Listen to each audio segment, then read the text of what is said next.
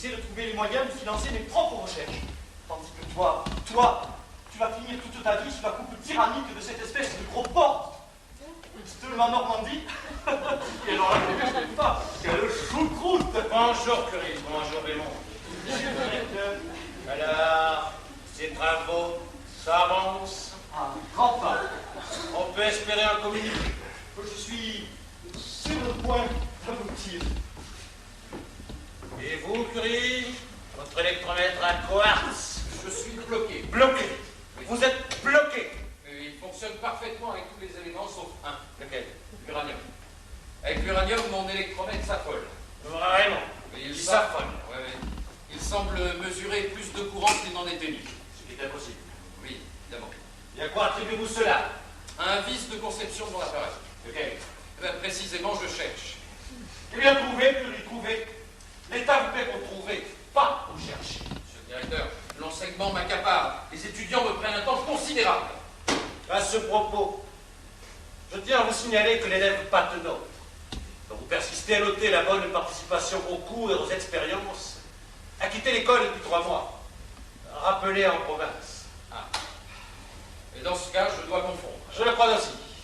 Quant à votre appareil, soit vous trouvez et nous faisons un communiqué, soit vous séchez et nous passons le problème à l'académie, à cette piétinée. Je n'ai pas besoin d'aide, monsieur le directeur, je vais trouver tout ça. C'est la bonne heure, ensuite nous passons à autre chose. Et vous, Pémon, puis-je voir vos notes expérimentales de spectroscopie? Mes notes de recherche, monsieur le directeur, nous apprendront bien de plus. Par contre, je me permets de vous faire remarquer que j'ai le plus grand besoin d'un interféromètre plus perfectionné. Du matériel. Toujours du matériel.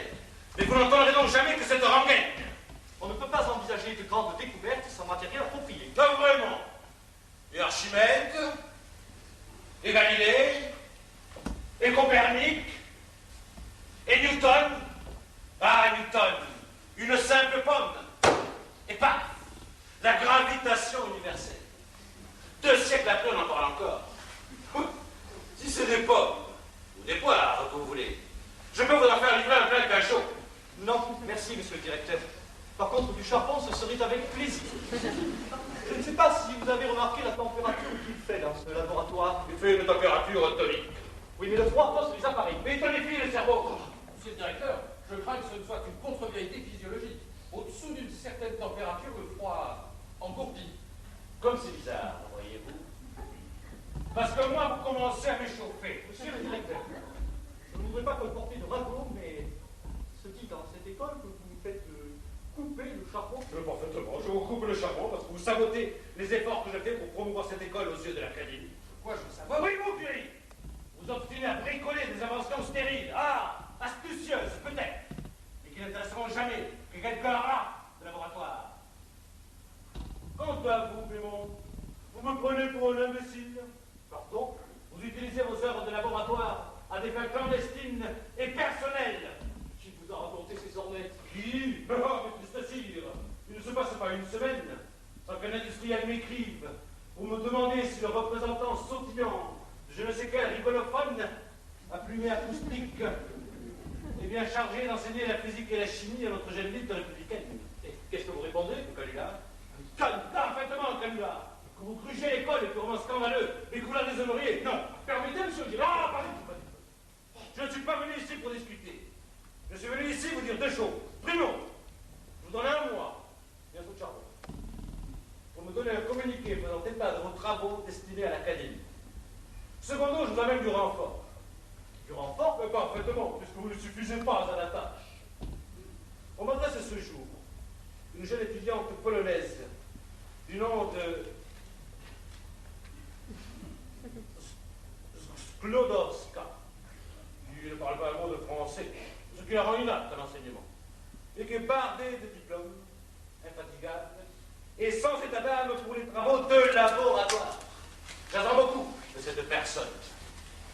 Il est quand même invraisemblable que l'on aurait apporté des étrangers en France pour faire le travail que les Français ne veulent plus faire. Alors 3, nous allons être 3 ici. Oui, et dans un instant. Le temps de m'assurer qu'à raison de son sexe, vous n'allez pas vous livrer sur elle à ces bizutages, si chers à nos étudiants. C'est bien mon genre. Vous, je ne sais pas. Mais lui, regardez-le. Je ne veux pas prendre de risque. Alors vous en prenez un autre, hein. 3 sur les mêmes appareils, vous allez être encore moins productif. Eh bien, il sera grand temps de savoir qui est de trop ici. En attendant, messieurs, au charbon.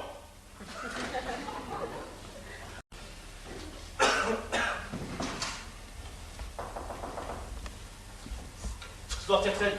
On reste assis. Entrez.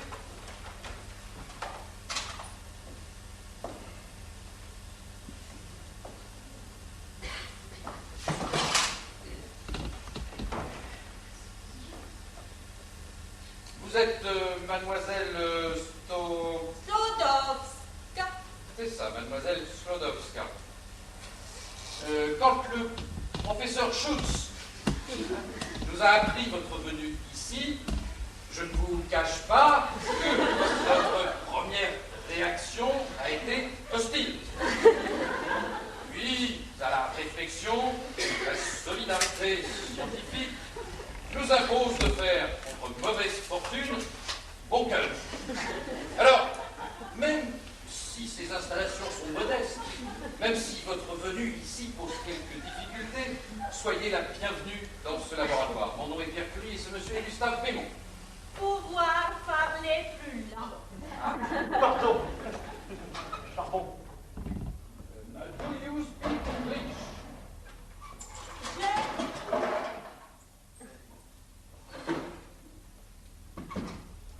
Sprechen Sie Deutsch? Jawohl. Ce n'est pas moi. Gustave, et toi, tu... Ah, moi non plus, non. Bah, Je suis bien aise de faire votre conne. Ah, nous de même, mademoiselle. À quelle heure part le prochain funiculaire? Pardon, est-il permis de camper ici? Ah, donc oui, bien sûr. Je vais vous faire une place. Vous allez vous mettre là.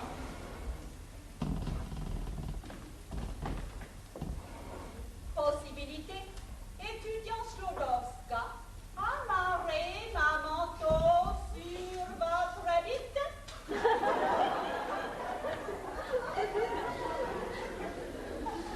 On dit porte-manteau. Porte-manteau, crochet, fille. Oui, ce sont des mots français, mais là, c'est porte-manteau. Porte-manteau. Merci, étudiant Slodowska, qu'on souvienne. Elle a rien de dans le couleur. En plus, elle ne pique pas une prof de français. Regarde. Regarde comme elle est fagotée. On dirait une veuve bretonne qui part à la pêche au moule. Des moules, oui, on va faire ça dans un petit moule, tu as raison. Ou un grand moule, on va choisir au dernier moment.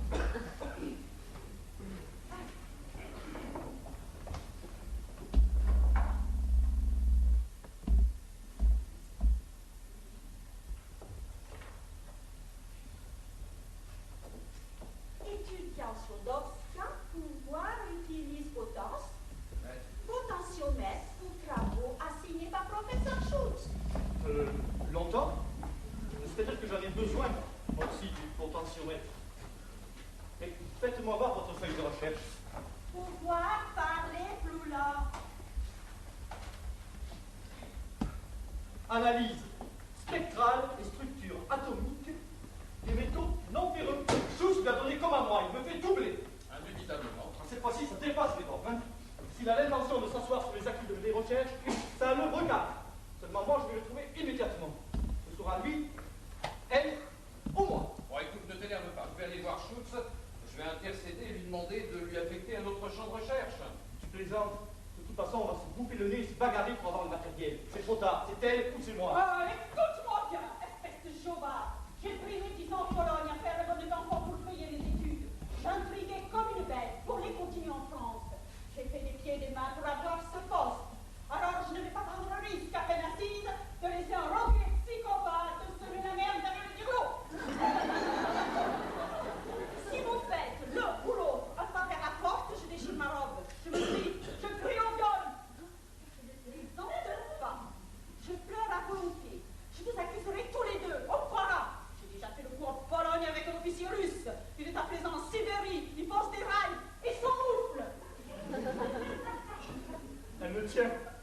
déjà eu des histoires avec la police.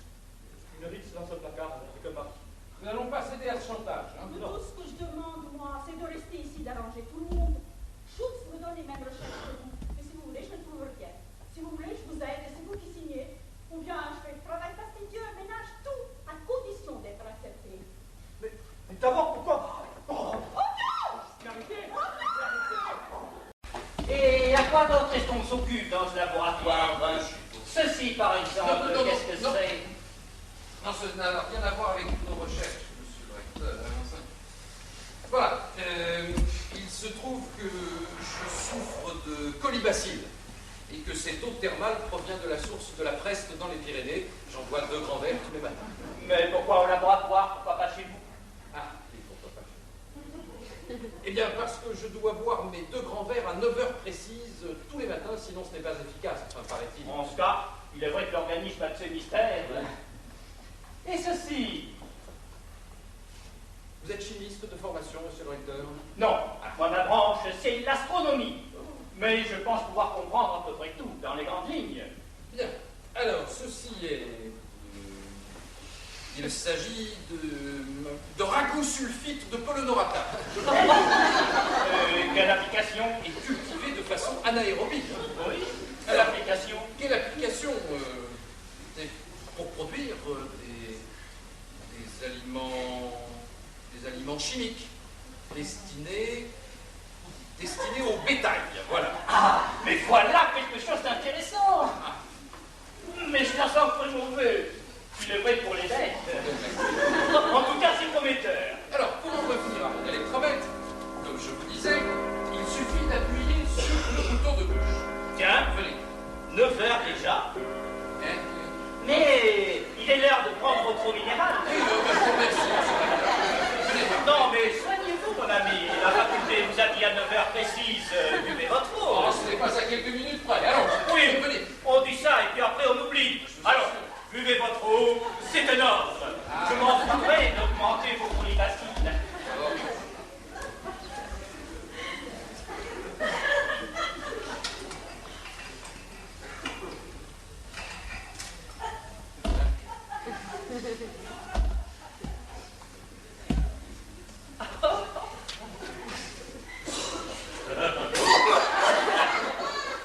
C'est mauvais.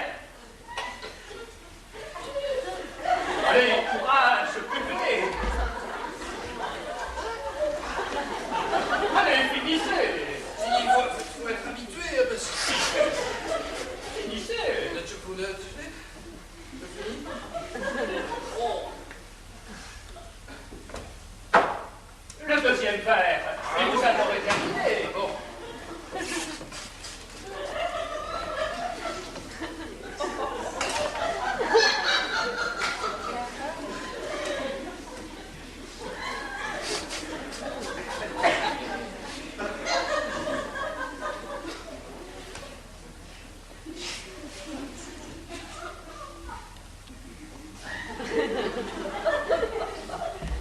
Le deuxième passe déjà beaucoup mieux. Et ceci, qu'est-ce que c'est? Il s'agit de Slavomania de fanatique. C'est une substance dont s'occupe mademoiselle Slobodka. Slobodka. Et cette substance est susceptible de faire beaucoup de bruit. Du bruit, comment cela? Oh. Voilà, c'est une substance qui est susceptible de dégager beaucoup d'énergie. Ah, une nouvelle forme d'énergie. Mais voilà qui est intéressant, dites-moi en plus. Ah, je comprends, je suis trop impatient. Mais promettez-moi, si cela devient officiel, que j'en sois le premier informé. Oui. Dites-moi, mademoiselle Machinska, Slobodka. ne parlant un mot français, comment faites-vous pour communiquer avec elle? Il y a plus de Cyréside. Je vois que vous posez cette question. Après tout, comment je peux être au courant de ses travaux si elle ne parle pas notre langue? Et vous vous dites, il doit y avoir une raison. Oui, mais laquelle? Laquelle? Et je vais vous le dire, c'est parce que je parle polonais. Non. Alors là, vous me sidérez, mon cher Curie. Et couramment? Couramment.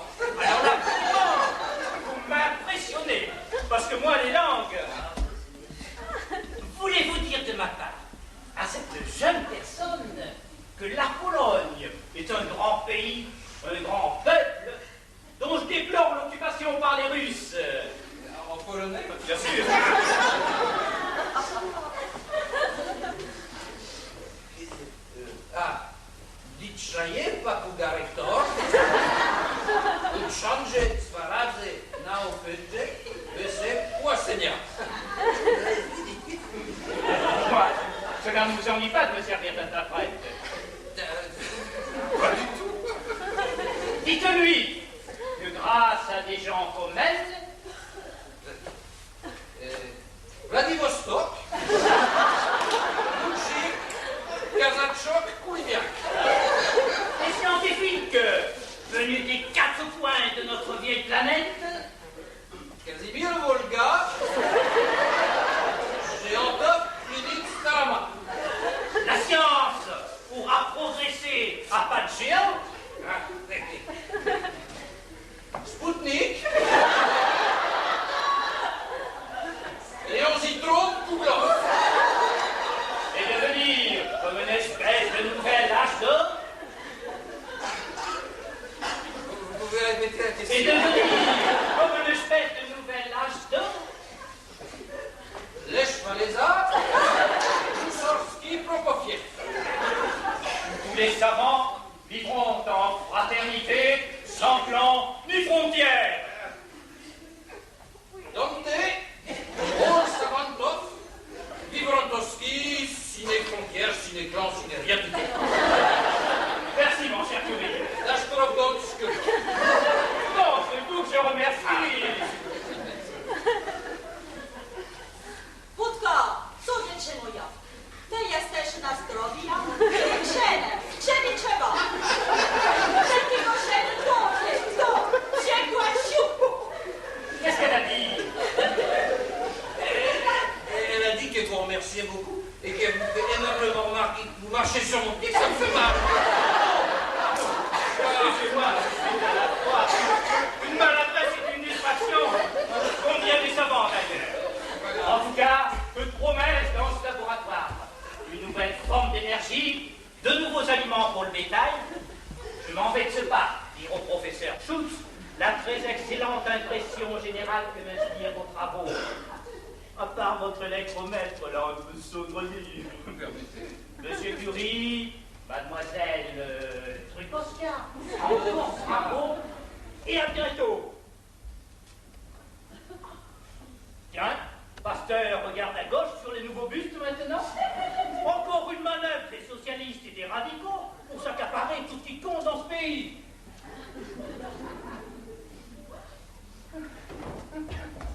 Oh, j'ai une de ces peurs. Oh, vous avez été magnifique. Magnifique. Mon école, j'ai ignominieusement menti à une éminence scientifique pour protéger vos agissements, à vous et à ce bistrot, à micro. J'ai démérité, j'ai menti au rectum. Oh. Comment avez-vous appelé le goulash? Le goulash. Ragoût sulfite de polonorata. La qui? Slavomaniate de fanatique. Oh, c'était parfait. Ah, vous savez, je suis peut-être bourré comme un caleçon, mais je suis très en colère. Oh, mais ça vous va très bien.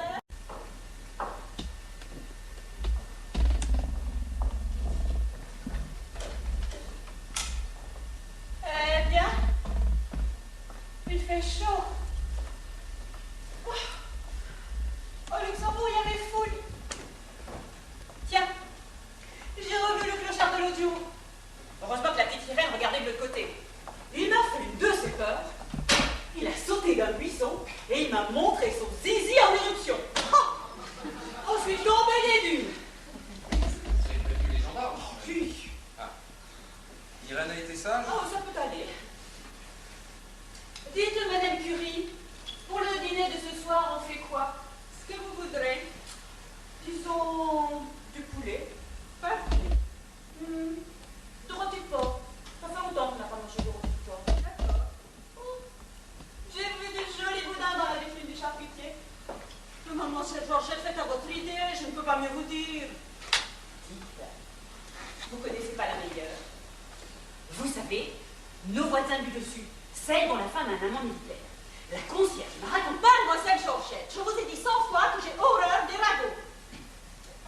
Bien,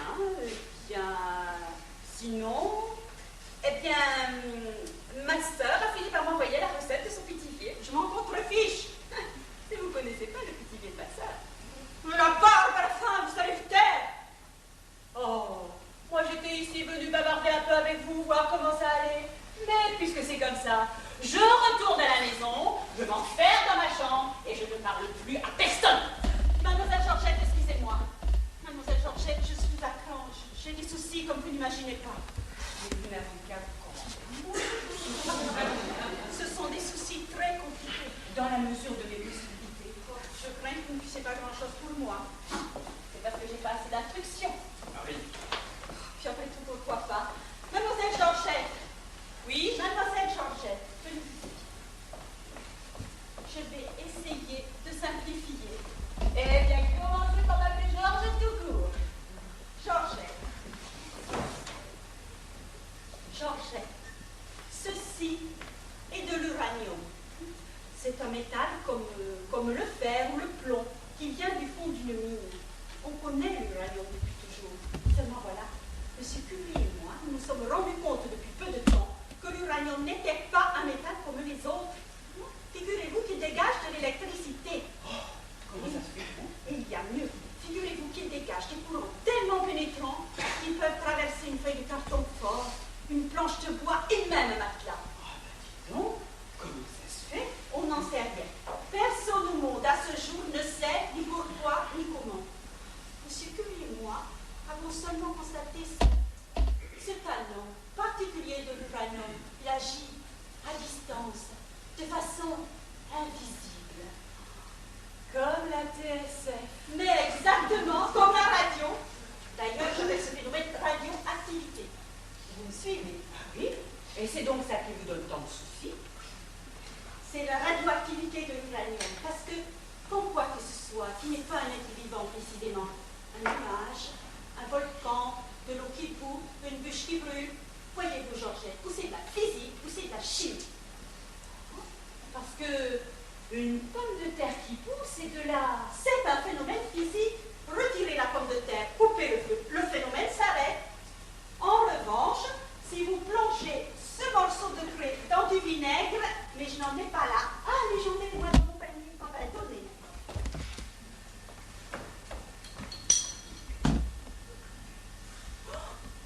Vous voyez, là ça bouillonne, mais sans chaleur induite.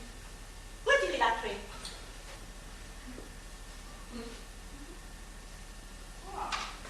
Là, voyez-vous, ça continue de bouillonner. Ça va bouillonner tant qu'il y aura du vinaigre et de la craie.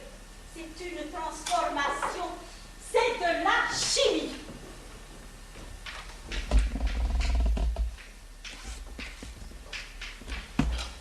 Acide acétique plus carbonate de calcium égale sel. Eh ben, fiche. Alors, avec la radioactivité, la question était de savoir si c'était un phénomène physique ou chimique. Et bien, vous savez quoi? C'est de la physique. Qu'on le mélange avec n'importe quoi, qu'on le mouille avec n'importe quoi, qu'on le chauffe, qu'on le refroidisse, l'uranium continue de yoyoter, comme dit M. Schultz. C'est-à-dire à rayonner invariablement, sans baisse, ni interruption. Plus il y a d'uranium dans ce mélange, plus le mélange est radioactif. C'est tout ce qui change, c'est de la physique. Mais je vous crois. Ah, vous n'êtes pas la seule. Je l'ai deviné, vérifié, démontré, publié. Tout le monde scientifique l'a constaté. Et voilà que maintenant, j'ai cette roche venue d'Autriche, appelée Pechblende, qui contient un peu d'uranium et beaucoup de cailloux, disons. Et qui à quoi égal est plus radioactif que l'uranium pur. Or, ce n'est pas possible. Un mélange de roche et d'uranium ne peut pas être plus radioactif que l'uranium pur qu'en physique. Et ce n'est pas de la chimie. Eh ben, c'est quelque chose que vous n'avez pas encore trouvé. Autre chose? Comment ça, autre chose? Oui, quelque chose que vous avez trouvé. Avec toute votre instruction dans la pêche blette. Dans la pêche blende. On sait ça. Il y a du bismuth, de la carnotine, de l'uranium, bien sûr, et des impuretés. Et ni le bismuth et ni la carnotine ne sont radioactifs. Eh ben, alors c'est les impuretés qui yoyotent. Comment voulez-vous qu'elles soient radioactives? Elles ne contiennent même pas de métal. Tu as vérifié? Ah non. Enfin, s'il y en a, c'est infinitésimal. S'il y avait du métal dans ces impuretés, il faudrait qu'il soit des centaines de fois plus radioactif que l'uranium pour rendre le mélange plus radioactif que l'uranium pur. Tu crois que... Écoute, on peut essayer précisément le vérifier. Avec tous les résidus de pêche blinde dont tu as, si à poids égal, les résidus sont plus radioactifs que l'uranium, c'est une preuve. Georgette. Oui. Venez. Vous allez vous placer en face de cet appareil et bien regarder. D'abord, nous allons essayer avec l'uranium. L'aiguille monte à combien? 75. 75. Maintenant, avec les résidus. L'aiguille monte à combien? 100. Ah, 100. Tu te rends compte? Mais c'est fantastique. Extraordinaire. Mais alors, ce métal à l'état de trace serait tellement radioactif qu'il faudrait l'appeler le radioactum. Le radionum. Le radium. Le radium. Bon, ben, puisque vous avez plus besoin des services.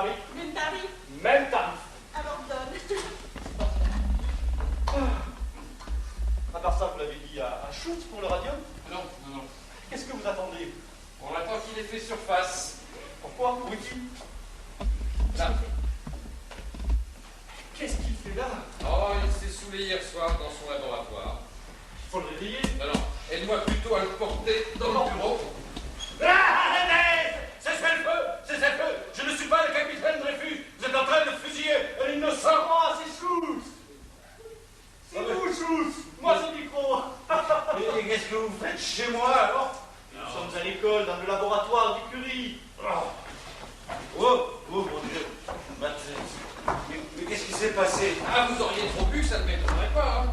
Mon Dieu, Binet. Quoi, votre ami Binet? Il est mort. Quand? Hier soir. Où? La mémoire. Comment? En sortant du restaurant. On n'a rien pu faire. Il a été soudain saisi de nausée. Il est tombé là, sur le trottoir. Mon Dieu, mais alors personne n'a pu lui libérer le pharynx? Ah, pensez-vous, c'était répugnant. Alors il s'est pu mourir. Dans d'affreuses convulsions. Et il laisse des enfants? Quoi? On ne peut rien imaginer de pire. Ah si! Ça aurait pu être moi. Imaginez, 2 ans de plus, même physique. Si je m'étais laissé comme lui, tenté par les rognons, j'ai pris du veau. Le réflexe qui souffre. Oh, pauvre Schultz. Cependant, il va falloir vous soustraire à votre chagrin. L'écurie vient de faire une grande découverte. Un nouveau métal. Désormais, il existe un métal de plus, le radium. Oh, un métal de plus.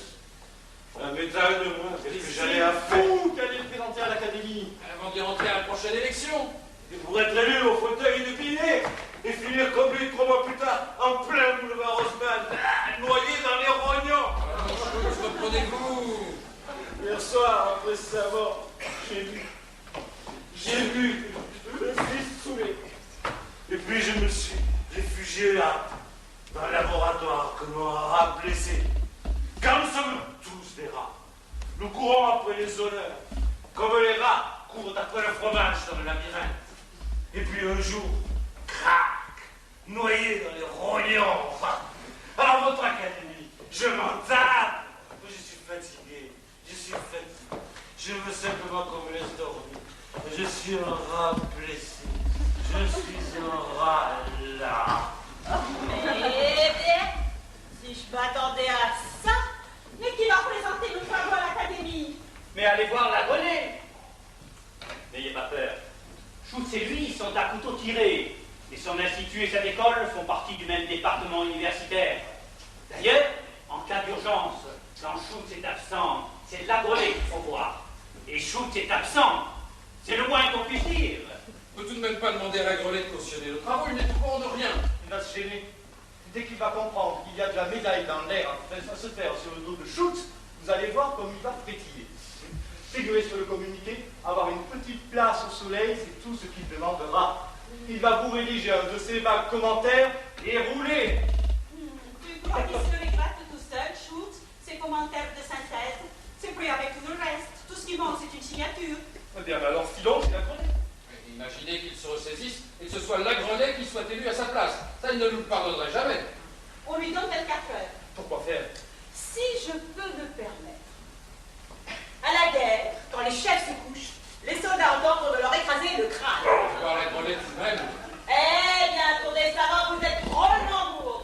Tout ça pour ce grand pidiouf qui pense qu'à s'empiffrer, se mettre la gueule, qui vous écrase, qui vous affole de charbon, qui parlait un jour de Monsieur Picot en le traitant de Minus à passe.